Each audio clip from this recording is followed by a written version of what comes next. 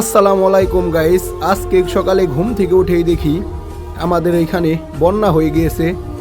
আর এই বন্যাটি কিন্তু বৃষ্টির কারণে হয়েছে। আর এখান দিয়ে আপনারা যে পানিগুলি দেখতেছেন আমাদের বাড়ির উঠানে, এই পানিগুলি কিন্তু আমাদের আশপাশের বাড়ির সমস্ত বৃষ্টির পানির ঢাল এসে এই বন্যাটি হয়েছে। এরকম ঢাল কিন্তু সব সময় বৃষ্টির সময় হয়ে থাকে।